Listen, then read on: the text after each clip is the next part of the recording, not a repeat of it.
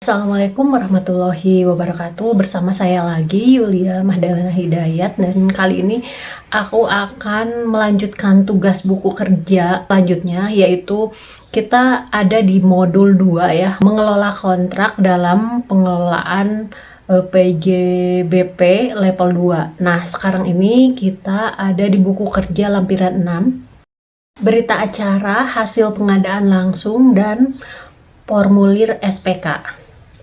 Kita langsung aja ya ke berita acara, hasil pengadaan langsung, dan juga formulir SPK. Nah, di sini kita udah disediakan langsung oleh panitia. Nah, jadi ini di judulnya berita acara hasil pengadaan langsung. Ini kegiatannya jasa catering, kegiatan penyuluhan pencegahan stunting untuk ibu hamil. Nah, di sini ada nomornya ya. Di sini nomornya PBJ 33-Dinkes-5 itu bulannya untuk bulan Mei 2024. Nah, di sini di berita acaranya ditegaskan pada hari Senin ini 6 Mei 2024 telah dibuat berita acara hasil pengadaan langsung untuk paket pengerjaan. Jadi kode paketnya ada, kemudian nama pekerjaannya itu jasa catering, kegiatan penyuluhan pencegahan stunting untuk ibu hamil. Kemudian ini nilai total HPS-nya. Jadi di video sebelumnya kita sudah membahas tentang HPS. Jadi total HPS-nya ini di 139.650 juta. Dan ini juga selain angka dituliskan juga dalam bentuk huruf untuk menghindari salah tafsir. Dan di sini untuk metode pemilihannya dengan pengadaan langsung. Kemudian di poin A ini pembukaan penawaran, kemudian poin B evaluasi penawaran. Di sini ada evaluasi administratif, dan di sini nama peserta yang lulus itu ada CPE, turnya Ahmad, kemudian di hasil evaluasinya lulus. Kemudian evaluasi teknik sama CPE, hasil evaluasinya lulus. Kemudian untuk evaluasi harga atau biaya CPE itu lulus. Nah, ini di poin C, ini hasil negosiasi biaya, yaitu jadi hasil penawaran itu berdasarkan harga dari CPE itu 126 juta. Kemudian setelah kita koreksi harga penawarannya, apakah ada yang terkoreksi, ternyata harganya udah pas. Jadi ini nilai penawaran terkoreksi juga 126, sehingga nilai biaya negosiasi biaya itu 126 juta. Bagian akhir, demikian berita acara dibuat dan ditandatangani pada hari, tanggal, dan bulan sebagaimana tersebut di atas untuk dipergunakan sebagai mestinya. Kemudian ini di paling bawah ini tertanda pejabat pengadaan pada Dinas Kesehatan Kota X. Selanjutnya kita lanjut ke formulir SPK ya. Jadi untuk formulir SPK ini yang pertama harus ada kop dinasnya dulu ya, kop Dinas Kesehatan Kota X. Kemudian untuk SPK-nya satuan kerjanya dituliskan ini Dinas Kesehatan Kota X. Untuk nomor dan tanggal SPK-nya nomor 600 PPK Dinkes garing 5 garing 2024, tanggalnya tanggal 8 Mei ya, sesuai dengan berita acara hasil pengadaan. Nama PPK-nya di sini saya sendiri, kemudian nama penyedianya CPE. Paket pengadaannya paket pengadaan jamuan rapat, kegiatan penyuluhan pencegahan stunting pada ibu hamil. Surat undangan pengadaan langsungnya itu dituliskan nomor berapa, kemudian tanggalnya berapa, kemudian ini berita acara hasil pengadaan langsungnya nomor PBJ 33 Dinkes garing 5 garing 2024, tanggalnya juga dicantumkan.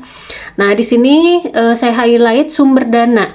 Jadi sumber dananya dibebankan pada DPA Dinas Kota X tahun anggaran 2024 untuk mata anggaran pembelian makanan dan minuman. Nah, kemudian nilai kontrak termasuk pajak adalah, nilai kontrak ini tadi sudah sebelumnya di berita acara bahwa hasil negosiasinya itu di 126 juta, jadi ini adalah yang menjadi nilai kontraknya 126 juta rupiah. Nah, kemudian jenis kontraknya lamsam. Kenapa ini lamsam? Karena ini sudah pasti ya jumlah orangnya, jumlah pesertanya itu di 2100. Nah, waktu pelaksanaannya di sini 1 hari kalender, dituliskannya angka iya dan huruf iya. Ini untuk menghindari mispersepsi ya. 1 hari kalender. Nah, kemudian dan bawah ini disahkan oleh pejabat untuk atas nama Dinas Kesehatan Kota X, pejabat PPK-nya. Kemudian untuk atas nama penyedianya, kegiatannya dituliskan ya, pengadaan jamuan rapat kegiatan pencegahan stunting bagi ibu hamil. Di sini untuk rekturnya CPE itu Ahmad. Nah, kemudian dalam SPK ini ada syarat umum. Pertama, lingkup dan spesifikasi pekerjaan.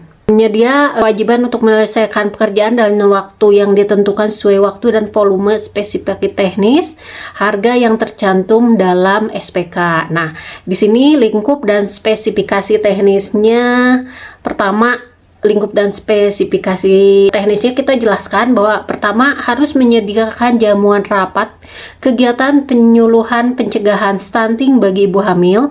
Nah, kemudian yang B ini spesifikasi pekerjaan. Yang pertama dari segi kualitas barang, ada 2100 porsi kudapan atau snack, ada 2100 porsi makan siang, dan 70 dus box tahan air.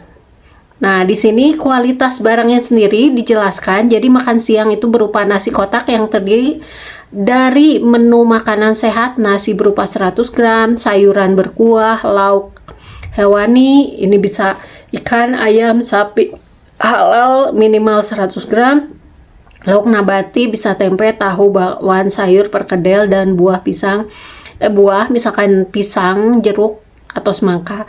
Nah, kemudian snacknya juga kualitasnya ini disebutkan ya. Ini misalkan terdiri dari 3 jenis. Ada manis, asin, rebus, dan tentunya air mineral ukuran 300 ml.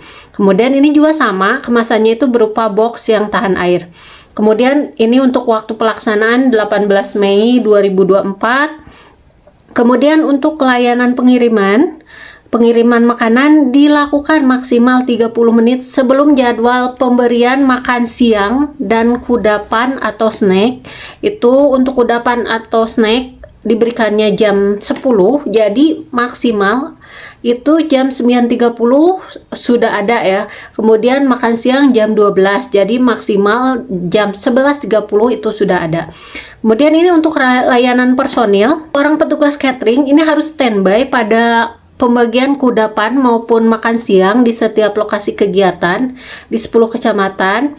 Kemudian hukum yang berlaku, pertama keabsahan, interpretasi dan pelaksanaan SPK ini didasarkan pada hukum Republik Indonesia. Kemudian ini ada harga SPK-nya. Kemudian harga SPK ini memperhitungkan beban pajak, overhead, serta biaya asuransi apabila dipersyaratkan. Kemudian ini rincian harga SPK sesuai dengan yang tercantum di daftar kuantitas dan harga. Kemudian ini juga dijelaskan tentang hak kepemilikan, cacat mutu, kemudian perpajakannya dijelaskan, pengalihan dan atau subkontrak, disebutkan jadwal. Jadi untuk SPK ini berlaku efektif pada tanggal penandatangan oleh para pihak atau pada tanggal yang ditetapkan dalam SPMK. Kemudian waktu pelaksanaan SPK adalah sejak tanggal mulai kerja yang tercantum dalam SPMK. Penyedia harus menyelesaikan pekerjaan sesuai jadwal yang ditentukan. Apabila penyedia tidak dapat menyelesaikan pekerjaan sesuai jadwal karena keadaan di luar pengendaliannya dan penyedia telah melaporkan kejadian tersebut kepada PPK, maka PPK dapat melakukan penjadwalan kembali pelaksanaan tugas penyedia dengan adendum SPK. Kemudian ini asuransi, bila dipersyaratkan penyedia wajib menyediakan asuransi sejak perintah pengiriman sampai dengan tanggal selesainya pemeliharaan. Untuk poin-poinnya disebutkan. Kemudian ini juga ada penanggung resiko. Nah, ini saya highlight untuk potensi resiko yang mungkin timbul ya. Pertama, mungkin terjadi keterlambatan penyelesaian pekerjaan. Ini kita lihat dari skenario ya. Kemarin di skenario ada yang terlambat, kemudian tidak terlayannya aspek layanan dan aspek butuh waktu. Nah, karena kemarin di skenario ada yang telat sehingga segi layanan dan mutu waktu ini tidak terpenuhi. Nah, kemudian di app-nya kita ada mitigasi resiko. Untuk mitigasi resiko, kita meminta penyedia menyediakan satu koordinator untuk melakukan koordinasi dan melakukan pengawasan terhadap 10 petugas yang standby pada 10 kecamatan dan 2 orang sopir. Meminta penyedia melakukan pembaharuan informasi terkait perkembangan pekerjaan mulai dari persiapan, pengiriman, distribusi, apakah ada kendala pada saat H-1 dan pada saat H pekerjaan. Nah, petugas catering yang standby wajib mengirimkan foto diri dan dokumentasi pemberian konsumsi pada masing-masing kecamatan serta mengirimkan koordinat lokasi kegiatan. Nah, ini maksudnya jadi kita selalu bisa memonitoring terkait hal-hal apa saja kemungkinan resiko yang mungkin terjadi. Nah, kemudian yang ketiga, meminta penyedia menyediakan SDM, kendaraan, dan konsumsi cadangan untuk mencegah terjadinya gangguan atau hal yang tidak diinginkan. Nah, ini maksudnya agar misalkan ada keterlambatan, ada yang jatuh atau yang pecah, itu bisa ditanggulangi dari sini. Kemudian bagian 11 ini pengawasan dan pemeriksaan, kemudian laporan hasil pekerjaan. Bagian 13 waktu pelaksanaan pekerjaan juga dijelaskan. Bagian ke-14 serah terima kerjaan, kemudian juga ada jaminan bebas cacat mutu atau garansi, kemudian perubahan SPK-nya juga dijelaskan. Di bagian 17 ini penghentian dan pemutusan SPK itu dijelaskan juga bagaimana. Kemudian untuk pembayaran.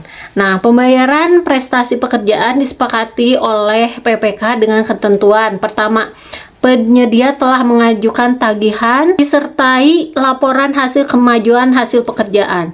Kemudian pembayaran dilakukan dengan sistem pembayaran sekaligus. Pembayaran harus dipotong oleh denda apabila ada, dan ini udah termasuk pajak. Highlight juga untuk bagian B, pembayaran terakhir hanya dilakukan setelah pekerjaan selesai 100% dan BAST telah ditandatangani. Mereka dalam kurun 7 hari kerja setelah pengajuan permintaan pembayaran, dan penyedia harus sudah mengajukan surat permintaan pembayaran pada PPSPM. Nah, ini bila terdapat ketidaksesuaian dan perhitungan angsuran tidak akan menjadi alasan untuk menunda pembayaran PPK, dapat meminta penyedia untuk menyampaikan perhitungan prestasi sementara untuk mengesampingkan hal-hal yang menjadi perselisihan.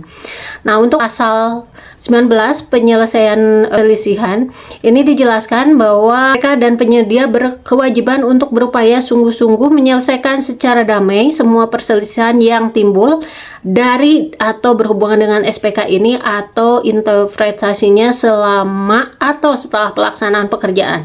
Nah, jika perselisihan tidak dapat diselesaikan secara musyawarah, maka penyelesaian ini bisa diselesaikan melalui layanan penyelesaian sengketa, bisa juga arbitrase atau pengadilan negeri kalau sudah lainnya sudah tidak bisa. Kemudian ini larangan pemberian komisi. Nah, demikianlah itu tahapan untuk lampiran 6, yaitu berita acara, hasil pengadaan, dan formulir SPK. Demikian yang dapat saya sampaikan. Saya ucapkan terima kasih. Wassalamualaikum warahmatullahi wabarakatuh.